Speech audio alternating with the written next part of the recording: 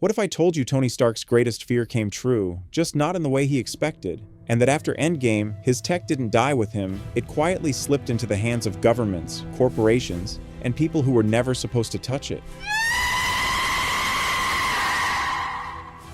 Think about the last shot we see of Tony's legacy in Endgame: a ruined Avengers compound, a smoking crater where the most advanced weapons lab on Earth used to stand, and a battlefield littered with broken armor, drones, and alien tech. Now pause there. Who shows up next after the heroes go home? Look, I have a city contract to salvage all this, okay, with the city. I apologize, Mr. Toombs, but all salvage operations are now under our jurisdiction. Please turn over any and all exotic materials that you've collected, or you will be prosecuted. Not another Avenger, not Pepper. In the real world, the people who arrive after the dust settles are government agencies, cleanup crews, and private contractors whose job is to secure whatever's left. And in the MCU, that's exactly the kind of opening the government has been waiting for since Iron Man 2. Because this isn't a new story. The United States government has been trying to get its hands on Tony's technology since the day he admitted, "I am Iron Man." The Senate hearing in Iron Man 2 is basically one long attempt to bully him into handing over the Iron Man suit as a weapon of mass destruction. Tony flat out refuses, humiliates Justin Hammer on live TV, and walks out still in control of his tech. That moment sets a precedent. Legally, politically, and symbolically, Tony wins. The suit is his property, and the government can't just seize it because they want it. But Tony also knows that kind of victory doesn't last forever. Is this part of the plan? Well, my plan was go easy on him. You want to switch it up? There's a ride. Come on! As the MCU goes on, the political pressure ramps up. His Ultron project nearly destroys Sokovia. The Battle of New York, the Hulk rampage in Johannesburg, Lagos.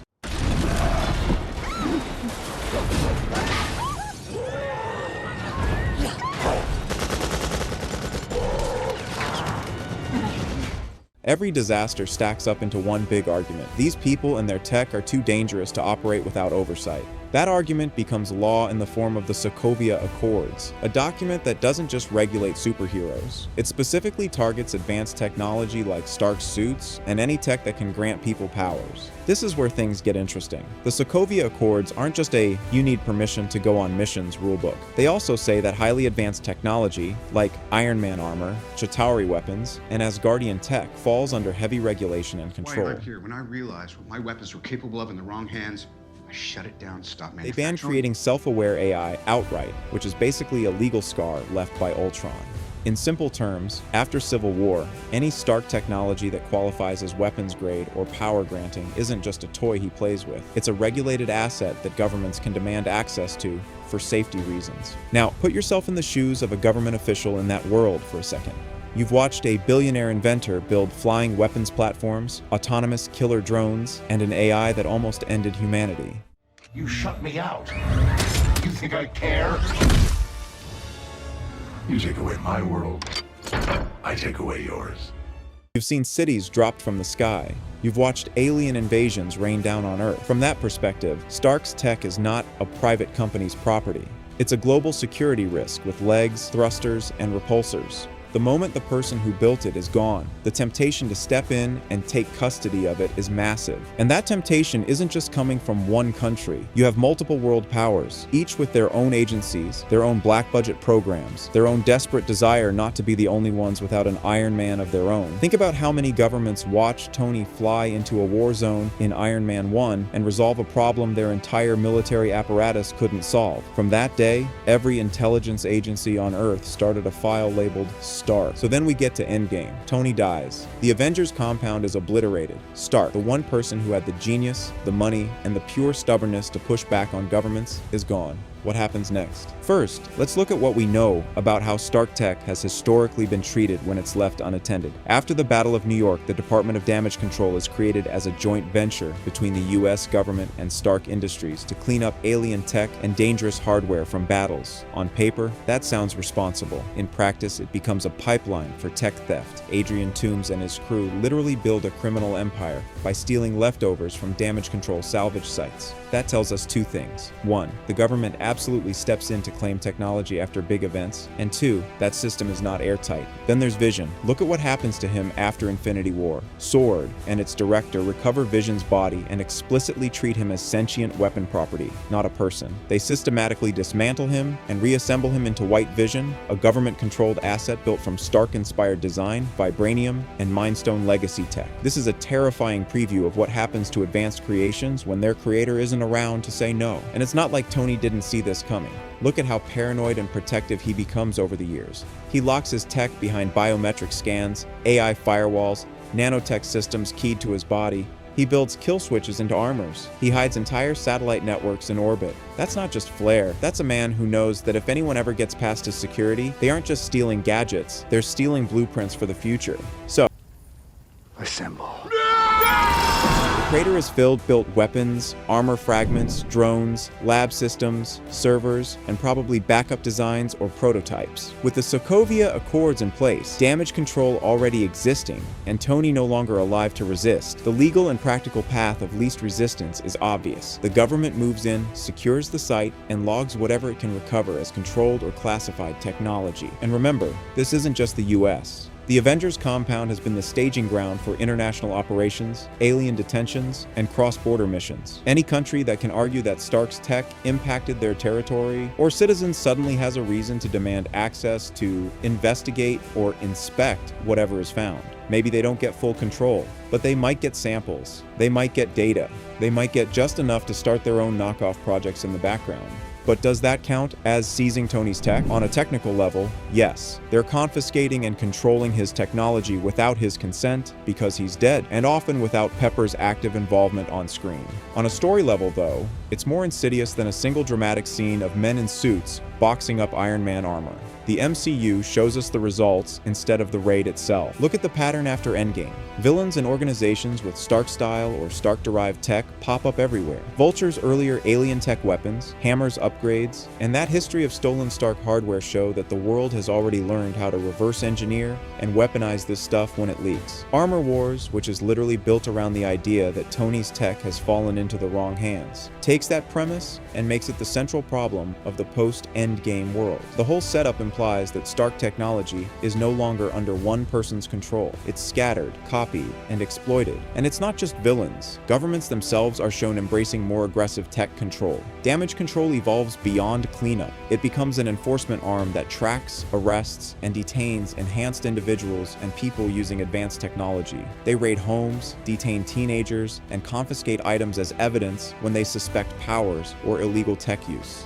If they'll do that to a kid, what do you think they did when they found the remains of Stark's lab? At this point, you might be thinking, wait, what about Stark Industries? What about Pepper? Good question, because legally, some of Tony's tech would still fall under Stark Industries as a private corporation. However, the line between company property and government-regulated asset gets blurry when your inventions are used in international incidents, AI catastrophes, and city-level destruction. The Accords give governments a ready-made excuse. Anything classified as a sentient weapon, a power-granting device, or extremely advanced weaponry can be regulated, monitored, and in some cases, reclaimed for security. Stark Industries might be allowed to keep operating, but they're doing it in a world where every major government already has legal tools to intrude, investigate, and temporarily take control. There's also the uncomfortable reality that Stark tech has been directly involved in major crimes. Think of weaponized drones, hijacked satellite systems, and the way Stark systems are misused or turned against civilians. Once that happens, governments don't just see Stark technology as property, they see it as evidence, and evidence can be seized, locked up, and studied under the justification of preventing future threats. It's the difference between, we want your tech because it's powerful, and we need your tech because it was used in a crime. The second argument is much harder to fight in court. Now layer on one more theory the fandom has been playing with, the idea that Rhodey was replaced by a Skrull around or before Endgame. In that scenario, the Skrull version has access not only to Tony's trust, but potentially to his movements, decisions, and even certain classified systems. You're not just looking at the US government getting its hands on Stark designs. You're looking at Tony's secrets being siphoned through a compromised insider directly into a hostile, hidden network that might be selling or sharing his tech behind the scenes. If you then drop a story like Armor Wars on top of that, where Stark tech is everywhere it shouldn't be, it stops feeling like a coincidence and starts feeling like Fallout. So where does all this leave us? Did the government literally walk into a warehouse and slap a property of US government sticker on every Iron Man suit? The MCU doesn't show that scene on camera, but everything it does show points toward a quieter, more realistic outcome. First, Tony's legal wins in Iron Man 2 kept the government from taking his tech while he was alive and in full control. But those protections weaken the moment he's gone, especially after years of disasters tied to his inventions. Second, the Sokovia Accords and later enforcement bodies like damage control create a legal framework where advanced tech like Stark's can be regulated, collected, and secured whenever it's found in the wild, especially in battlefields, crash sites, or crime scenes. Third, the destruction of the Avengers compound in Endgame creates the perfect excuse to move in, declare the site a high-risk zone, and recover everything governments can find, from armor fragments to prototypes. They don't need to frame it as seizing Stark's tech. They only need to call it cleanup and containment. Fourth, the post-Endgame world is flooded with stolen, copied, and weaponized Stark technology, which confirms that Tony's inventions did not stay locked inside one company or one lab. Whether that leakage started with government programs, insider theft, black market scavengers, or all of the above, the result is the same. Stark tech is out. Fifth, Vision and White Vision show us how far a government agency is willing to go when it considers a Stark-related creation to be a sentient weapon. They'll dismantle, reassemble, and redeploy it as their own asset, regardless of the original creator's intentions. That is government seizure in everything but name. Here's the uncomfortable truth. Tony spent his whole arc trying to keep his tech under his control. First out of ego, then out of guilt, and finally out of responsibility. But the moment he died, the world he helped build didn't stop needing his technology. It just stopped asking his permission. Governments step in to regulate it. Villains race to steal it. Corporations quietly weaponize it. And somewhere in the middle of all that chaos, Tony Stark's dream of using his genius to put a suit of armor around the world dissolves into a nightmare where that armor is taken apart, reverse-engineered, and sold piece by piece. So, did the government seize Tony Stark's technology after Endgame? Not in a neat, one-and-done scene. Instead, they did something more realistic and more dangerous. They became one of many players carving up his legacy. They clean up his battlefields, regulate his inventions, weaponize his creations, and treat his greatest achievements as assets on a balance sheet. Tony feared his tech would fall into the wrong hands. What the MCU quietly suggests is that, after he was gone, there were no right hands left, just people with power, access, and an agenda. And the next time a gleaming new armored suit, drone fleet, or secure AI system shows up on screen with suspiciously familiar design language, you'll know. That's not just a cool upgrade. That might be another piece of Tony Stark seized, repainted, and pointed at a new target. If you enjoyed this breakdown and want more deep dives into the hidden consequences of MCU events, from secret government programs to heroes' legacies getting twisted, make sure you subscribe, hit the bell, and comment which character's tech or legacy you want me to dissect next.